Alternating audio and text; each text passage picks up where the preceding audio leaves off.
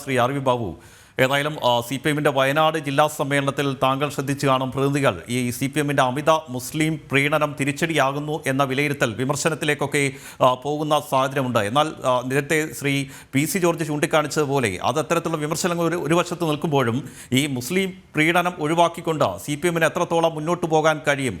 താങ്കൾക്കുൾപ്പെടെ അതറിയാവുന്നതാണ്. കാര്യം വഖഫ് വിഷയത്തിലായാലും അവസാനം വന്ന മെക്സവന്റെ വിഷയത്തിലായാലും ആ സി പി എം സംസ്ഥാന നേതൃത്വത്തിന്റെ ഒരു നിലപാടുകൾ ആ മുസ്ലിം പ്രീണനം തുടരാൻ തന്നെയല്ലേ സാധ്യത? ഒരു യഥാർത്ഥത്തിൽ ഒരു ഡൈലമയിലാണ്, ഒരു ധർമ്മസങ്കടത്തിലാണ്.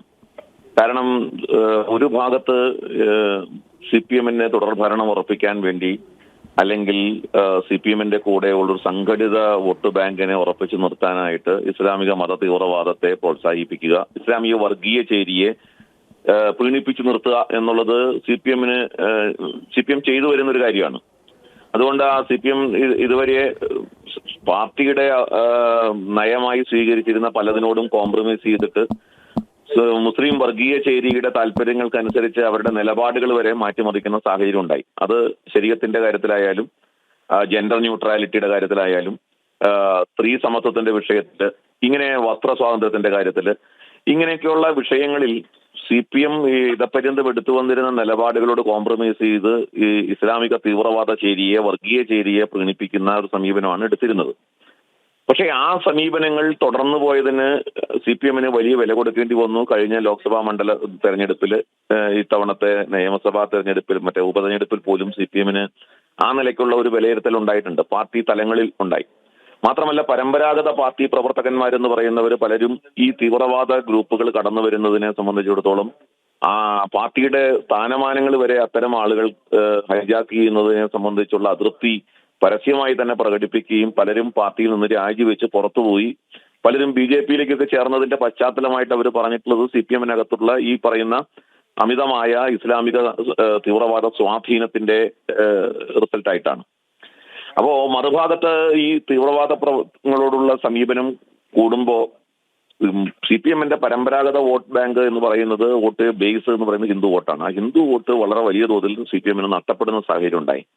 അപ്പോൾ ഇത് രണ്ടും എങ്ങനെ മാനേജ് ചെയ്യാം എന്നുള്ളതാണ് ഇപ്പോൾ സി പി എം നേരിടുന്ന വലിയൊരു പ്രശ്നം. അതുകൊണ്ട് പാർട്ടിക്കകത്ത് ഒരു വലിയ വിഭാഗം ഈ പറയുന്ന സംഘടിത വോട്ട് ബാങ്ക്, വർഗീയ ചേരിയെ പ്രീണിപ്പിച്ച് നിർത്തണം എന്ന പക്ഷക്കാര്, അല്ലെങ്കിൽ പാർട്ടിയിൽ ഇതിനകം തന്നെ സ്വാധീനം ചെലുത്തിയിട്ടുള്ള ഈ വർഗീയ സമീപനത്തോട് അല്ലെങ്കിൽ ഇസ്ലാമിക പക്ഷം അവരുടെ താല്പര്യങ്ങൾക്ക് ഈ പരമ്പരാഗത പാർട്ടി എന്ന് നിൽക്കുന്ന ആ ഒരു പാർട്ടിക്ക് കീഴടങ്ങേണ്ടി വരുന്നുണ്ട്.